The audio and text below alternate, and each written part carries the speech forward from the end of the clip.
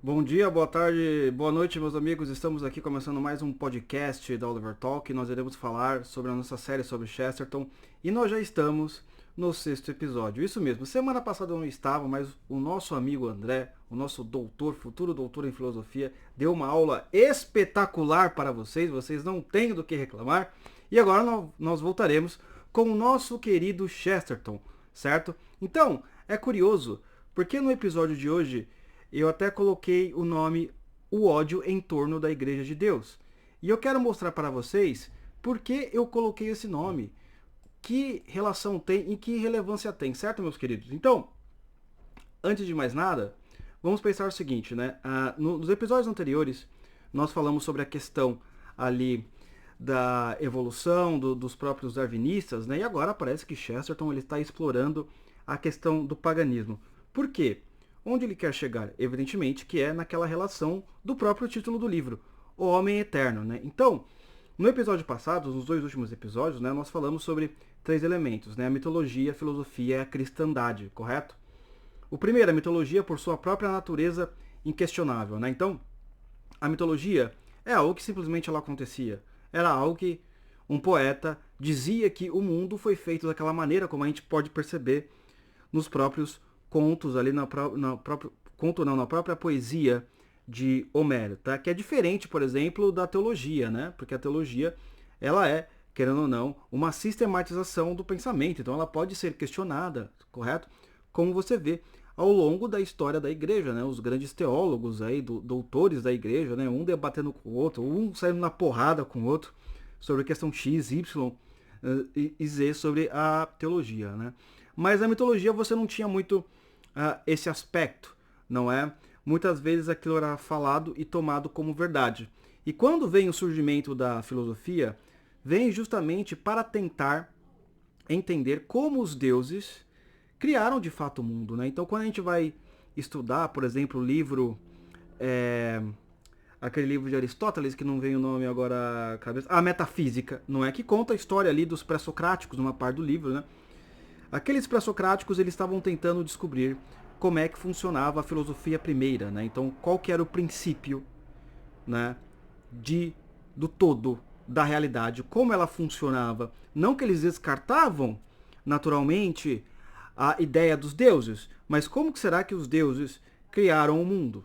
Não é por quais elementos materiais, imateriais, que o mundo veio a ser composto. Né? Então nós começamos ali primeiro com Tales de Mileto, falando que, olha, eu acredito que o princípio não é o elemento é a água, né? A água ela consegue justamente estar em três estados diferentes, não é o sólido, o líquido e o gasoso. Então nós podemos ver que o princípio é a água, depois vem Anaxágoras, depois vem o Anaximandro, aí depois vem o Empédocles, aí depois vem Demócrito e tantos outros pré-socráticos tentando descobrir qual que é o princípio, não é?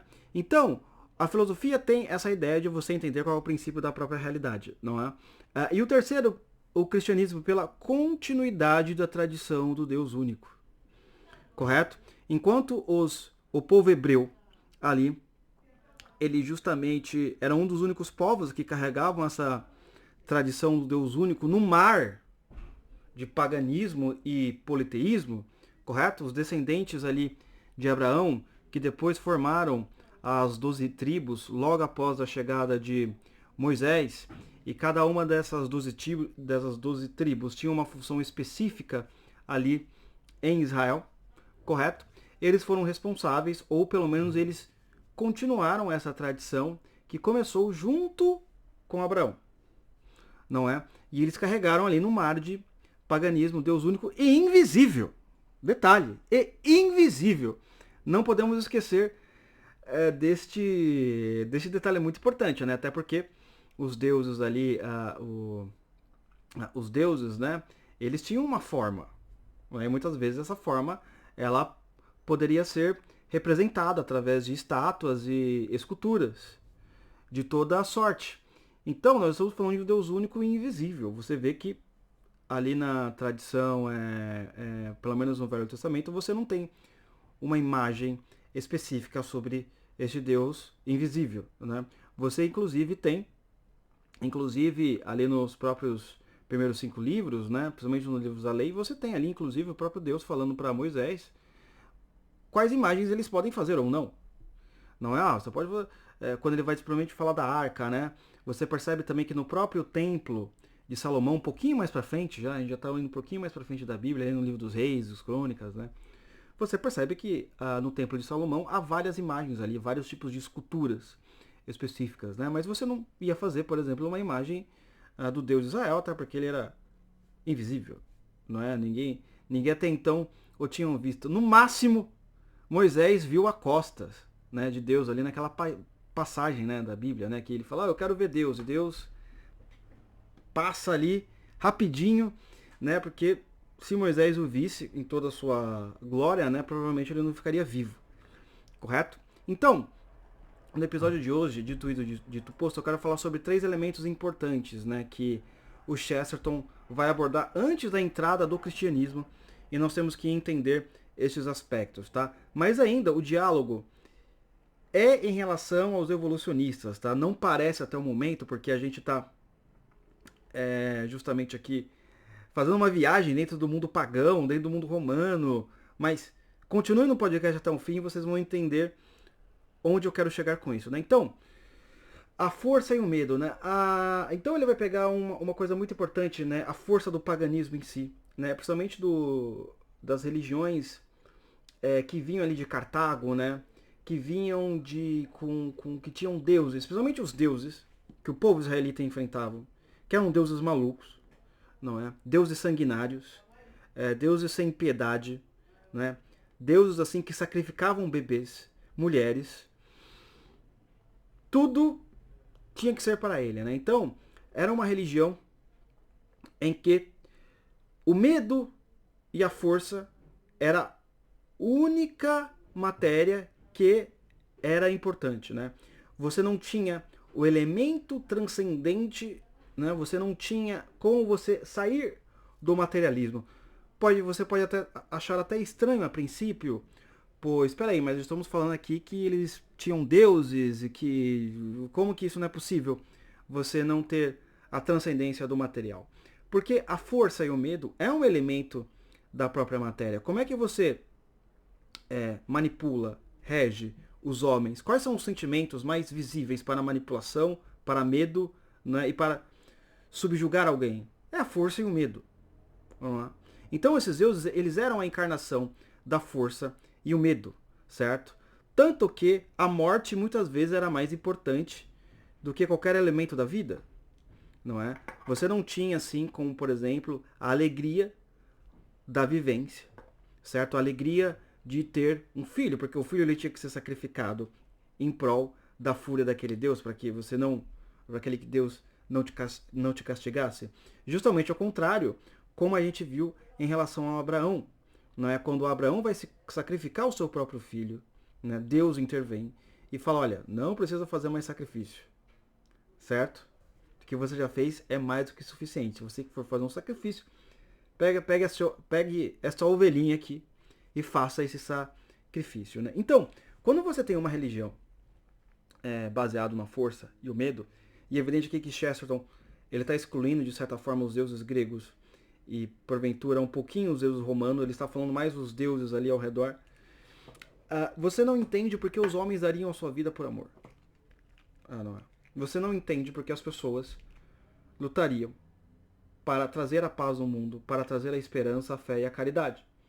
Porque é impossível de entender isso, não é? Eu tenho a força e a minha força faz com que você venha me temer. Por que você vai continuar lutando mesmo que você possa morrer? Esse é um elemento muito interessante, se você pegar, por exemplo, não é, a própria história do cristianismo, né, do começo do século da igreja primitiva, como muitos dizem, né, ou dos pais da igreja, seja lá qual termo que você costuma usar, era de que realmente eles estavam enfrentando ali um império da força e do medo, e mesmo mediante a esse poderio bélico, eles continuavam pregando, né, Jesus Cristo. E o que eles tinham contra o poderio bélico romano? Nada.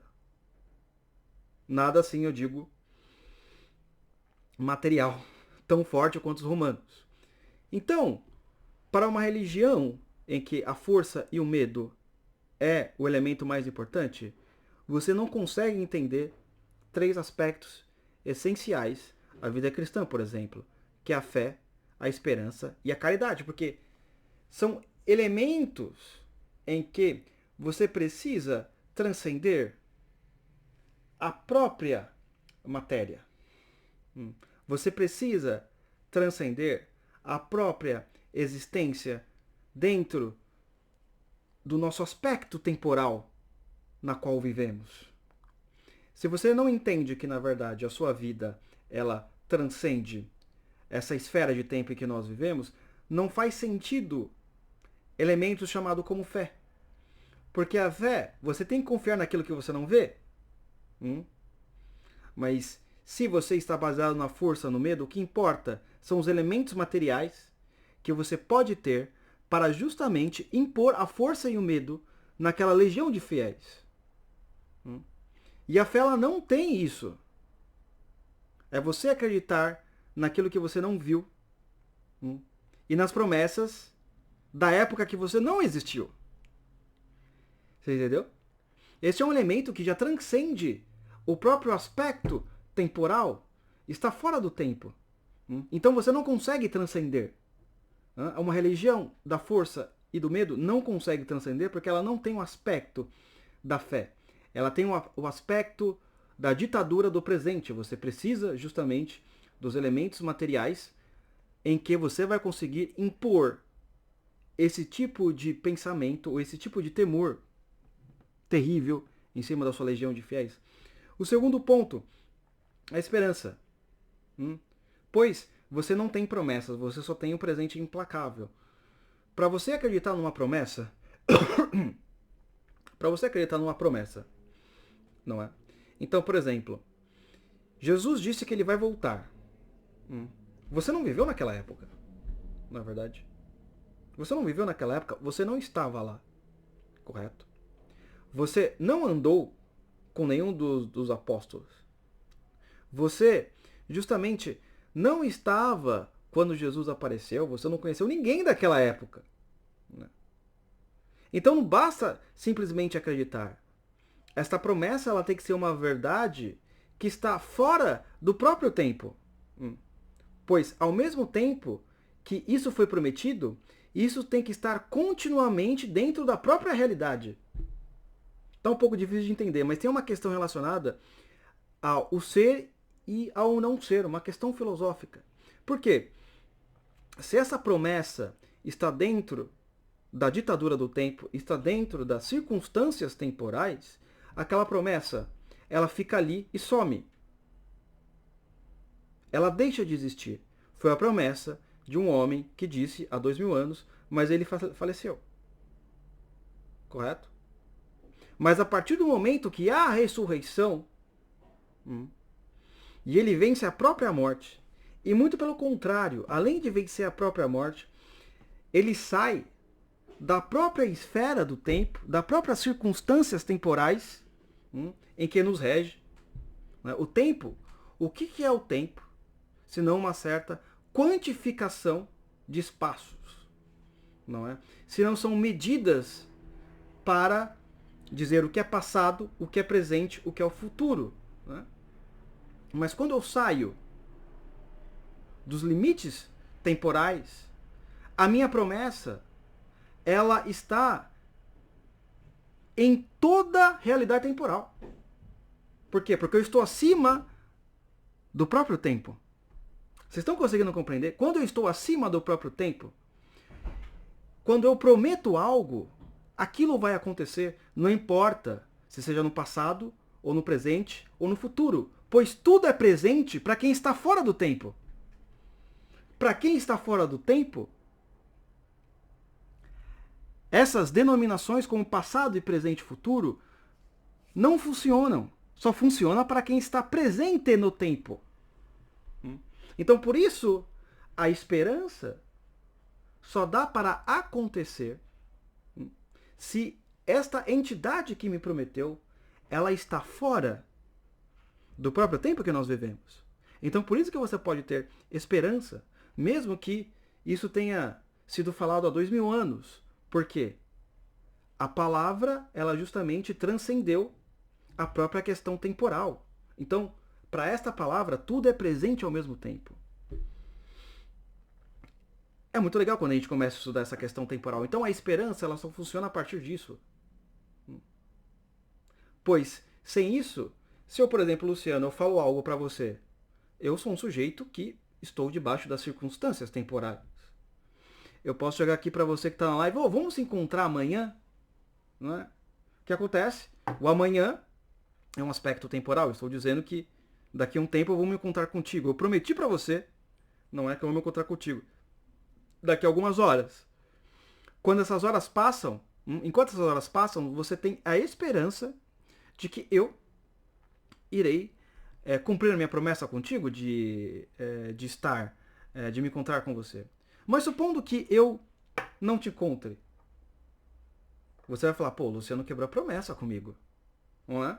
Exatamente. Porque você sabe que eu quebrei a promessa com você? Porque passou aquela medida de tempo específica e eu não me encontrei. Não é? Então, você não consegue ter uma esperança verdadeira, pois a esperança que você tem, ela é correlacionada com o tempo. Olha, ele falou que dias tais ou daqui a 12 horas ele vai se encontrar comigo. Mas a partir do momento que eu estou fora do tempo, a minha promessa sempre está valendo. Porque somente o infinito pode reger o finito. Pois o infinito, ele não está circunscrito, ou melhor, ele não está condicionado à própria corrupção de todas as coisas finitas. E lembrando que corrupção aqui não é em relação à corrupção política, que a corrupção política ela tem relação com desvio de verba pública, evidentemente, não é? A corrupção aqui é que tudo que nasce morre. Correto? É nesse sentido que eu estou falando de corrupção. Tudo que veio a nascer também irá morrer. Mas o infinito, ele não está dentro dessa circunscrição. Pois somente o infinito pode gerar o finito. Pois se o infinito gerasse a própria finitude também, o finito ele também seria passível à corrupção. Então, logicamente, é impossível o finito gerar a própria finitude e muito menos gerar a própria infinitude. Somente o infinito pode gerar a finitude. E esse infinito, ele está acima do próprio tempo. Então, quando o infinito ele promete algo, aquilo é presente eterno. Por isso que você pode ter esperança. Por isso que você pode acreditar. Por isso que você pode, logicamente, crer. Porque aquele que prometeu, ele está fora das leis do tempo. Diferente de mim, eu posso prometer, eu não posso cumprir. Aí você vai ver, ele não cumpriu. Por quê? Porque você percebeu porque eu estou dentro das leis temporais e você percebeu que eu não cumpri. Por fim, a caridade, pois onde há medo não existe amor. Não é? Então, uma das provas, por exemplo, que os grandes teólogos falam sobre a própria existência de Jesus Cristo, ou a própria fidedignidade do começo da religião cristã, era o seguinte, né? O sujeito fala assim, Jesus, ele não existiu. Né? Ou ele pode ter existido, no máximo, mas foi um cara inteligente. Né? Mas a ideia da ressurreição seria impossível. E uma das provas lógicas, em muitos debates que se dão em relação a isso, mas por que os primeiros cristãos iriam dar a sua própria vida para uma mentira? Ninguém dá a sua própria vida para uma mentira. Não é? Ninguém se sacrifica por uma ilusão. Correto? Você só se sacrifica por algo que realmente você viu. Você creu. Você viu com seus próprios olhos aquilo acontecendo. E a mensagem foi passada. Olha, vai lá, evangelize o mundo inteiro, não é? E você faz isso mesmo sobre um regime ditatorial com medo e com força apenas, pois o amor venceu o medo. Então, muitas dessas pessoas, elas enfrentam esse medo, né? A gente até contou a história aqui do... Depois você pode ver, tem um podcast nosso aí que a gente contou a história daquele pastor polonês, Richard alguma coisa, alguém dos comentários deve saber aí, que ele foi, ele era um pastor ali na União Soviética, ele foi preso, torturado, fizeram um monte de coisa com ele, mas assim, o homem continuava evangelizando, não tava nem aí. Como é que você pode continuar uma espécie de evangelização, falar do amor de Deus no reino do terror? Me diga. Por quê? Porque a sua religião, aquilo que você acredita, transcendeu a própria realidade. Enquanto o reino do terror precisa dos instrumentos materiais, do presenteísmo, para poder aplicar aquilo que vai te deixar apavorado. Não é? Então, essa religião baseada no medo e na força, que, como nós vemos ali, muitas vezes, religiões que o povo de Israel enfrentou ali no livro do Antigo Testamento, ou os próprios cartaginenses que Chesterton fala, né? Adoradores do deus Moloch, que sacrificavam crianças e por aí vai. Eles realmente tinham essa crença, não é? Mais materialista, não é? Em que somente a força e o medo poderia fazer alguma coisa, né? Então, mas você começa com a expansão do Império Romano. Pessoal, sobre todas as questões, assim, expansões do Império Romano, Alexandre o Grande, expansão do cristianismo, a gente já falou no Teatro das Ideias, tá? Quem quiser assinar o nosso aí de R$ 29,90, assina e você vai ter acesso, tá? Aqui eu não posso ficar me estendendo muito, né? Senão isso aqui nunca vai acabar, né? Chesterton propõe que a civilização pagã ruiu devidamente por chegar ao seu auge.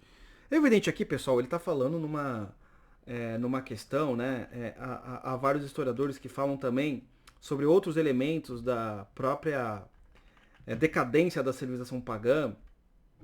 Pode ser por motivos econômicos e por aí vai, né? Mas aqui ele está entrando no aspecto religioso. Ele está falando já de Roma, não é? Porque o paganismo, ele acaba desaparecendo mesmo antes da chegada do cristianismo. Não é? Porque o paganismo, ele acaba se desvanecendo. Não é? Em primeiro lugar, é que a própria origem da sua palavra, né? Pagão, né? Tem o mesmo significado de alguém que mora numa fazenda, no campo. Então, deuses assim que estão muito ligados a pequenas vilas, a pequenas cidades, mas com a expansão do império, com a expansão das grandes cidades, com todos os seus sistemas tributários, filosóficos e moral, já não havia mais lugar aos deuses. Já não havia mais lugar para aqueles deuses. Ao ponto que Chesterton fala que, olha, o pagão descobriu que ele realmente não acreditava muito nos seus deuses. Não é? Então, Roma chega num auge tão impressionante em que a cidade bastou-se a si mesma. Então, se você pegar, por exemplo, Virgílio, que é um dos grandes poetas aí do mundo antigo, inclusive lá no meu Instagram, lá nos meus stories, eu falei um pouco sobre o livro A Divina Comédia, não é? Inclusive tem um destaque lá, né? Eu falei o livro da Divina Comédia completo, com imagens, lá você pode ver, tá? O primeiro ponto aqui é muito importante, né? Quem foi Virgílio, né? O grande poeta romano. Especificamente, o que são as Eneidas, né? O que é esse livro, né? É uma coisa muito interessante porque Virgílio falava de coisas simples. Falava dos heróis, do nacionalismo, da vida, do interior. Coisas que eram importantes para a família, né? Para as pessoas do campo, para manter uma unidade nacional e etc. Se você pega o seu próprio poema As Eneidas, não é? O que ele conta? Ele conta a história de Enéas, que, por exemplo, é um troiano que justamente perdeu a guerra de Troia contra os gregos. Né? Por mais que ele enfrentasse e derrotasse vários gregos, os troianos perdem a guerra de Troia e Enéas foge de Troia, carregando o seu próprio pai nas costas, junto com a sua esposa. Só que sua esposa ela é morta no meio do caminho. Mas qual a importância de você carregar os seus próprios pais nas costas? Por que o Enéas não preferiu ouro e prata? Pois é impossível você criar uma tradição sem você levar o quê? As suas raízes contigo. Sem você levar aquilo que formou a verdade em ti. Sem você respeitar e honrar aqueles que te deram a tradição.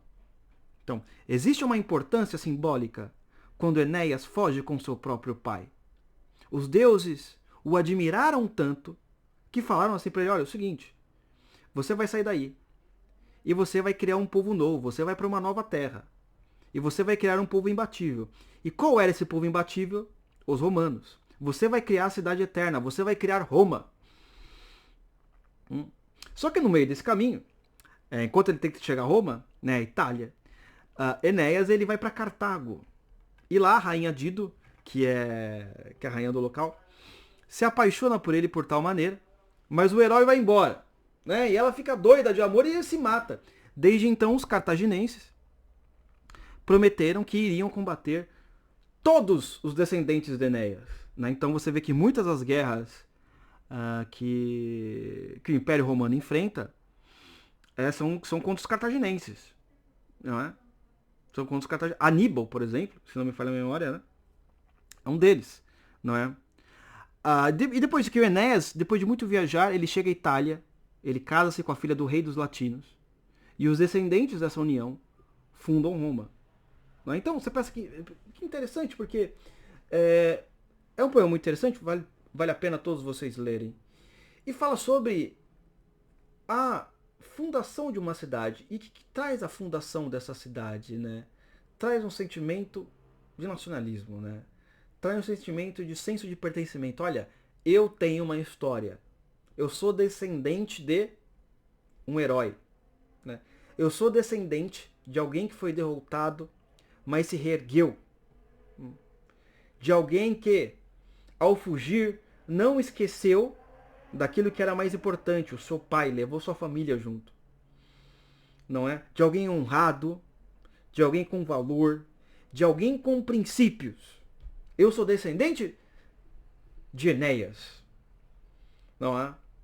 Pois, até então, conta Chesterton, essa parte eu não tem no livro, tá, pessoal? A história de Enéas, né? Eu tô contando aqui para vocês entenderem tudo o que ele tá falando, caso você ler o livro. Não é? Pois, até então, conta-se que você não tinha uma grande admiração pelos derrotados.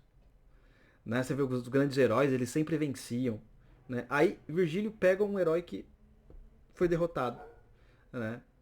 E, por causa do seu grande ato de piedade, é prometido para ele que ele fundaria uma cidade eterna. E ela tá aí até hoje. Se os deuses existem ou não, você pode até questionar, mas que a cidade existe até hoje existe. Ela tá lá, né? Ela tá lá. Correto? E tem uma grande influência no mundo, por sinal. Esse é um elemento muito interessante. Mas pense o seguinte, né? Mesmo após isso, Chesterton aponta que o paganismo ele já estava cansado. Porque, por causa de todos esses elementos que eu trouxe, da própria evolução de Roma, né? Eles chegaram a um ápice que tiveram um imperador, ao ponto de que o imperador morria, o que ele fazia? Vamos divinizá-lo. Mas veja bem, você divinizar um imperador após morto, você não está querendo dizer que seu próprio Deus morreu? Qual que é o sentido disso? De certa forma, você não está crendo que, Deus existe, mas ele pode morrer também. Não é? Não é uma tentativa desesperada de achar algum sentido divino? Pois, o que acontece? A filosofia já estava ali no seu auge. Não é?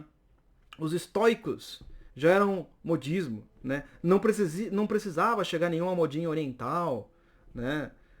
Os hindus ou outro povo, ensinar sobre as questões de ser vegetariano, ou sobre a paz interior, né? Ou sobre a sabedoria, correto? Ou sobre a busca das virtudes. Não, eles já tinham absolutamente tudo. Mas, como dizem os estudiosos, é quando Pan morre que Cristo nasce.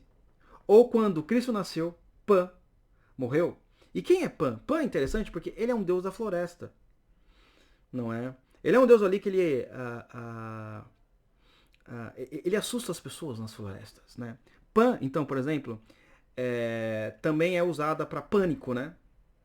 Então, Pan também ele é personificação da palavra pânico, do deus pânico. Né? Então, normalmente quando muitos psicólogos, quando vão estudar as origens da crise de pânico ou da ansiedade, atribuem ao mito de Pan.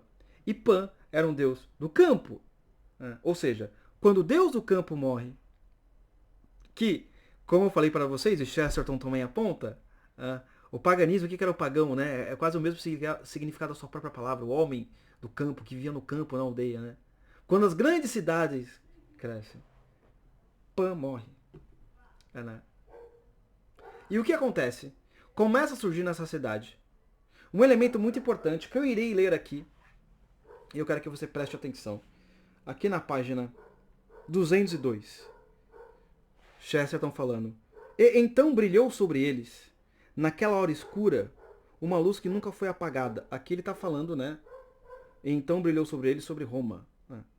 Um fogo imaculado envolveu esse grupo como uma fosforescência sobrenatural, abrindo o caminho através dos crepúsculos da história e despistando todos os esforços para confundi-la com as névoas da mitologia e da teoria.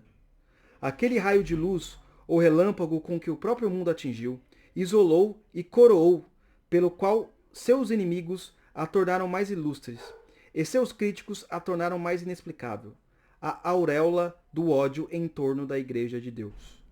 Essa sociedade triste e cansada parece quase encontrar energia renovada a fim de estabelecer sua primeira perseguição religiosa.